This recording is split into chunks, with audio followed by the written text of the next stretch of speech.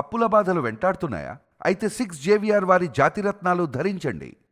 నమస్తే, welcome to our channel. నేను మీ సిరి. ప్రస్తుతం మనతో పాటు ఉన్నారు వంటింటి చిట్కాల master ayurvedic doctor Chittibutla Madhusudana Sharma garu. Doctor గారితో మాట్లాడదాం. డాక్టర్ గారు నమస్తే. నమస్తే.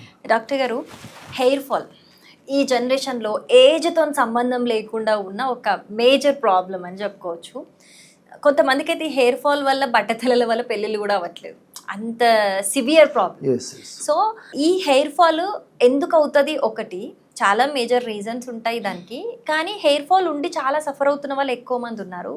దీనికి ఇంటేక్ ఎలాగో ఫుడ్ అవి ఇవి అందరికీ తెలిసినా కొంతమంది నెగ్లెక్ట్ చేస్తుంటారు. సో ఎక్స్టర్నల్గా ఏదైనా మంచి హెయిర్ ప్యాక్ ఉందా ఈ హెయిర్ ఫాల్ని కంట్రోల్ చేయడానికి? ఇంకేమైనా రెమెడీస్ ఉన్నాయా దీనికి?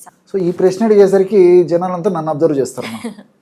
సో మరి సారు నిజంగా హెయిర్ ప్యాక్ వాడి సార్ చెప్పబోయేటువంటి హెయిర్ ప్యాక్ వాడితే సార్కి ఈ పరిస్థితి ఉండదు కదా అని చెప్పేసి నేను అనేక వీడియోల్లో కూడా, ఎందుకంటే ప్రతి వీడియో చూడలేకపోవచ్చు, కొంచెం జస్ట్ కాస్త అవగాహన కల్పించేసి తర్వాత మంచి రెమెడీ కూడా చెప్తాను చూడండి. కాబట్టి నేనంటూ చిన్నప్పటి నుంచి హెయిర్ కోసం అంటూ ప్రత్యేక శ్రద్ధ తీసుకోలేదు. మా ఫ్యామిలీలో కూడా జెనెటిక్ ఫ్యాక్టర్గా ఈ బాల్డ్నెస్ ఉందమ్మా. మా ఫోర్ ఫాదర్స్కు బాడీ హెడ్ ఉండేటువంటి పరిస్థితి నాకు కూడా ఒక వయసు వచ్చిన తర్వాత వచ్చింది. ఇప్పుడున్నటువంటి విజ్ఞానము నాలెడ్జి నాకు ఒక 25 సంవత్సరాలు 30 సంవత్సరాల క్రితం ఉండినట్లయితే వెంట్రుకలు ఇంత త్వరగా పోకుండా ఉండేదాన్ని కొంత నేను ప్రికాషన్స్ తీసుకునేవాడిని.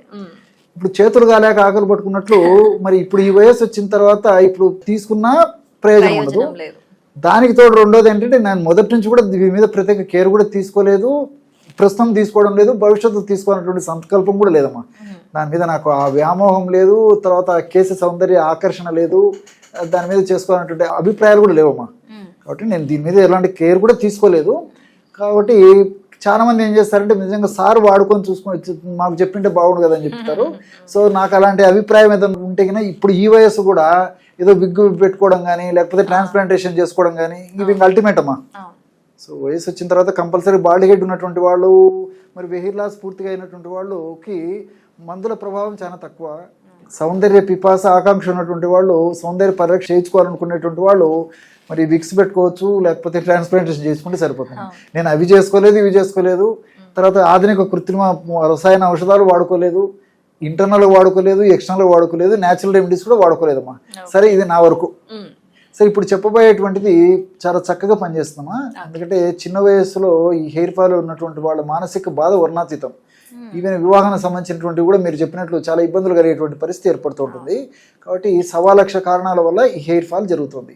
కాబట్టి హెయిర్ ఫాల్ కాకుండా ఉండేందుకు, అదేవిధంగా హెయిర్ గ్రోత్ బ్రహ్మాండంగా ఉండేందుకు, హెయిర్కు సంబంధించినటువంటి ఎలాంటి సమస్యలు రాకుండా ఉండేందుకు, ఈ వెంట్రుకలు కుదుళ్ళు చాలా దృఢంగా పటిష్టంగా బలంగా తయారైందుకు, వెంట్రుక నుంచి కుదుళ్ళ నుంచి వెంట్రుక కుదుళ్ళ నుంచి వచ్చేటువంటి హెయిర్స్ కూడా చాలా దృఢంగా వచ్చేందుకు, పటిష్టంగా వచ్చేందుకు, అదేవిధంగా తెల్లగా మారకుండా గోధుమ రంగులోకి మారకుండా ఉండేందుకు, దీనికి తోడు చుండు ఇలాంటి సమస్యలు రాకుండా ఉండేందుకు, పేలు ఇలాంటి సమస్యలు రాకుండా ఉండేందుకు, వెంట్రుకలు కోమలంగా సౌందర్యవంతంగా కాంతివంతంగా నిగనిగలాడుతూ సున్నితంగా మృదువుగా ఉండేందుకు మల్టిపుల్ పర్పస్గా ఉపయోగపడేటువంటి మంచి ఈ యొక్క హెయిర్ ప్యాక్ ఒకటి చెప్తాను చూడండి. ఇలాంటి కావాలంటే గూగుల్ సెర్చ్లో కానీ లేకపోతే పెద్దన్నడు కూడా తెలుసుకొని నిజంగా వాటిలో ఔషధ గుణాలు ఉన్నాయనేటువంటి మనోధైర్యం కలిగిన తర్వాత, కాన్ఫిడెన్స్ కలిగిన తర్వాత కూడా చాలా మంది వాడుకోవచ్చు అని చెప్పేసి నేను సలహా ఇస్తుంటున్నా. ఎందుకంటే మంచి వీడియో మిస్ అవుతారు. ఇక్కడ ఇది ఎక్కడ మార్కెట్లో దొరికేది కాదు, ఎవరికి వాళ్ళు సొంతం తయారు చేసుకోవాల్సింది, వాడుకోవడంలో తప్పు లేదు, ప్రయత్నం చేసుకోమని చెప్పేసి నేను చెప్తుంటాను అనమాట. సూక్ష్మంలో మోక్షం. ఇందులో ఇది కూడా అనుభవపూర్వకమైనటువంటి రెమెడీ. ఎంతోమంది వాడారు కాబట్టి మీరు చాలా మంచి ప్రశ్న అడిగారు. లక్షల మంది ప్రేక్షకులకు ఉపయోగపడుతుందని చెప్పేసి ఫార్ములా చెప్పబోవడం జరుగుతుందమ్మా. వారానికి ఒకసారి చాలా సింపుల్ సూక్ష్మంలో మోక్షము, ఖర్చు తక్కువ, మెండైనటువంటి ఫలితం కలుగుతుందండి. అన్నీ మనకు దొరికే పదార్థం అనేది చెప్తాను చూడండి. మంచి ఉసిరిక పొడి తీసుకోవాలి. ఆమ్లా పౌడర్ అని చెప్పేసి దొరుకుతుంది. 1 టీ స్పూన్ ఉసిరిక పొడి తీసుకోవాలి. 3 టీ స్పూన్లు దాల్చిన చెక్క పొడి తీసుకోవాలి. దాల్చిన చెక్క పొడి కూడా కల్తీమయమైపోయింది. దాల్చిన చెక్క కల్తీమయమైపోయింది, దాల్చిన చెక్క పొడి కల్తీమయమైపోయింది. కాబట్టి ఈ డిపార్ట్మెంటల్ స్టోర్స్లో, పెద్ద పెద్ద షాప్స్లో, కొంచెం జెన్యున్ షాప్స్లో, స్టాండర్డ్గా విక్రయించేటువంటి షాప్స్ కూడా ఉన్నాయి. కాబట్టి వాళ్ళని విచారించేసేసి మందపాటి లావుగా ఉన్నటువంటి దాల్చిన చెక్క తీసుకోవాలండి. దాన్ని దంచేసేసి పౌడర్ తయారు చేసేసుకొని పెట్టుకోవాలి. ఆ దాల్చిన చెక్క పొడి 3 టీ స్పూన్లు తీసుకోవాలి.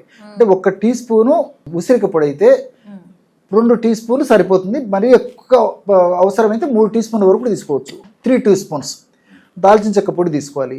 ఇందులో 3 టీ స్పూన్లు తేనె కలుపుకోవాలి, 6 టీ స్పూన్లు కొబ్బరి నూనె కలుపుకోవాలి. కొబ్బరి నూనె. సో ఉసిరిక, దాల్చిన చెక్క, తేనె, కొబ్బరి నూనె అన్నీ మనకు తెలిసినవి కదండి. దీంట్లో హాని చేసేటువంటివి ఏమీ లేవు. ఇంచుమించు అందరం మన ఇళ్లలో వాడుకునే పదార్థాలు ఇవన్నీ కూడా. సో ఈ విధంగా కలపడం వల్ల బ్రహ్మాండమైనటువంటి హెయిర్ ప్యాక్ రెడీ అయిపోతుందండి. మరి వాడి కూడా కింద కూడా కామెంట్స్ వాళ్ళు తెలియజేసేస్తే అది 10 మంది కూడా ఉపయోగపడుతుంది. వాళ్ళు అనుభవించినటువంటి, వాళ్ళు నేర్చుకున్నటువంటి, వాళ్ళకు తెలుసుకున్న ఫీడ్బ్యాక్, వాళ్ళు పొందినటువంటి ఫీడ్బ్యాక్ కూడా 10 మందికి ఉపయోగపడుతుంది అనమాట. సో వారానికి ఒక్కసారి ఇది అప్లై చేసుకోవాలి. ఎక్కువ రోజు కూడా అవసరం లేదు. వారానికి ఒక్కసారి ఈ క్వాంటిటీలో అప్పటికప్పుడు ఫ్రెష్గా తయారు చేసేసి ఔషధాన్ని. సో దీన్ని ఏం చేయాలంటే ఫస్ట్ ఔషధాన్ని తీసేసుకొని స్కాల్ప్ అంతా అప్లై చేసేసి ఒక 2-3 నిమిషాల నుంచి 5 నిమిషాల వరకు అలాగే ఉంచేసేసి తర్వాత బాగా రబ్ చేసేయాలి. సున్నితంగా, బలవంతంగా చేయకూడదండి, సున్నితంగా రబ్ చేసేయాలి. ఈ విధంగా 3-4 నిమిషాల సేపు రబ్ చేసేసి ఒక అరగంట సేపు ఉన్న తర్వాత వాటర్తో, ప్లెయిన్ వాటర్తో స్నానం చేసేయాలి. షాంపూ ఏమక్కర్లేదు. ఆ రోజు మాత్రం షాంపూ వాడకూడదు, మిగతా నెక్స్ట్ రోజు వాడుకోవచ్చు. కాబట్టి ఇక్కడ ఏం వేలాది రూపాయలు, లక్షల రూపాయలు ఖర్చు కాదు. కొన్నాళ్ళ పాటు వాడి చూస్తే వాళ్ళకే తెలుస్తుంది. ఎందుకంటే దాల్చిన చెక్క బ్లడ్ సర్క్యులేషన్కి చాలా అద్భుతంగా పనిచేస్తుంది. విపరీతంగా బ్లడ్ సర్క్యులేషన్ జరుగుతుంది. Best anti oxidant.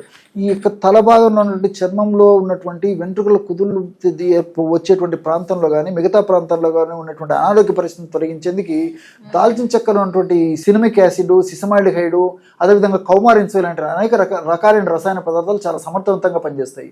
అంతేకాకుండా ఉసిరికి ఉందండి. ఉసిరి సి విటమిన్ ఎక్కువగా ఉంటుంది. అంతేకాకుండా ఇన్ఫ్లమేషన్ అనేటువంటి ప్రక్రియ ఉన్నప్పుడే ఈ హెయిర్ లాస్ ఎక్కువ జరుగుతుంటుంది. ఇన్ఫ్లమేషన్ తగ్గించేందుకు ఉసిరి ఉపయోగపడుతుంది. అంతేకాకుండా ఈ ఉసిరిలో ఉన్నటువంటి కెఫిక్ యాసిడ్, ఇలాంటి అనేక రకాల ఎంబిలిక్ యాసిడ్, ఇలాంటి రసాయన పదార్థాలు వెంట్రుక తెల్లబడకుండా కంట్రోల్ చేస్తుంది అనమాట. సో వెంట్రుక ఎగ్జాక్ట్లీ అదే చెప్తాను, వెంట్రుక తెల్లబడకుండా ఉపయోగపడుతుంది. అదేవిధంగా తేనెలో అనేక రకాలైన పోషకాంశాలు ఉన్నాయండి. సో ఈ యొక్క వెంట్రుక కుదుళ్ళ భాగాలు గట్టి బ్లడ్ సర్క్యులేషన్ బాగా చేసేసి కుదుళ్ళు దృఢంగా స్ట్రాంగ్గా ఉండేందుకు కూడా ఈ తేనెలో ఉన్నటువంటి వివిధ రకాలైన పోషకాంశాలు ఉపయోగపడతాయి. వెంట్రుక తర్వాత తలలో ఉన్నటువంటి చర్మాన్ని డ్రైనెస్ కానివ్వకుండా మాయిశ్చర్ మెయింటైన్ చేసేదానికి కూడా ఈ యొక్క తేనె చక్కగా ఉపయోగపడుతుంది. సరే, కొబ్బరి నూనె గురించి ప్రత్యేకంగా చెప్పనక్కర్లేదు. కొబ్బరి నూనె హెయిర్స్ కంటే కేర్ ఆఫ్ అడ్రస్ కొబ్బరి నూనె. దీన్ని చెప్పేసరికి నాకు మరొక విషయం కూడా గుర్తొస్తుంది. మీరు కేరళ వాళ్ళని గమనించండి, మగవాళ్ళని కానీ ఆడవాళ్ళని కానీ. దేశంలో మిగతా వాళ్ళతో పోల్చుకుంటే కేరళ వాళ్ళలో ఈ వెంట్రుకల యొక్క సౌందర్యం కానీ, వెంట్రుకలు కానీ, వాళ్ళ కేసు సౌందర్యం కానీ, వెంట్రుకలు కానీ ఎక్కువ ఉంటాయండి. వాళ్ళు కోకోనట్ ఆయిల్ వాడతారు. సో కొబ్బరి నూనెకు అంత శక్తి ఉందన్నమాట, వెంట్రుకల మీద చాలా సమర్థవంతంగా పనిచేస్తుంది అనమాట. సో కొబ్బరి నూనె కూడా ఇక్కడ మనం వాడుతున్నాం కాబట్టి సో ఫలితాలు చాలా సమర్థవంతంగా, ద్విగుణీకృతంగా, చాలా త్వరగా వచ్చేదానికి అవకాశం ఉంటుంది. అన్ని సైడ్ బెనిఫిట్స్ ఉంటాయి, ఎలాంటి ప్రాబ్లమ్స్ కూడా ఉండవు. కాబట్టి వారానికి ఒక్కసారి మాత్రమే ఈ విధంగా తయారు చేసుకుని వాడుకోవడం వల్ల చాలా సమర్థవంతమైన ఫలితాలు కలుగుతాయి. ఒకవేళ వారానికి ఒక్కసారి, ఒకవేళ అది కూడా ఇబ్బంది ఉన్నటువంటి వాళ్ళైతే 2 వారాలకు ఒకసారి వాడుకుంటే సరిపోతుంది. అవసరాన్ని బట్టి వాళ్ళు వారానికి ఒకసారి కానీ 2 వారాలకు ఒకసారి వాడుకోవడం వల్ల సూక్ష్మంలో మోక్షం అన్నట్లు చక్కటి సమర్థవంతమైన ఫలితం కలుగుతుందండి. రైట్ డాక్టర్ గారు, చక్కటి రెమెడీ చెప్పారు. సో వ్యూవర్స్ చూసారు కదా. సో ఈ రెమెడీ మీకు వర్క్ అయిందో లేదో మీరు ట్రై చేసి తప్పకుండా కామెంట్ చేయండి. Thank you so much. నమస్తే.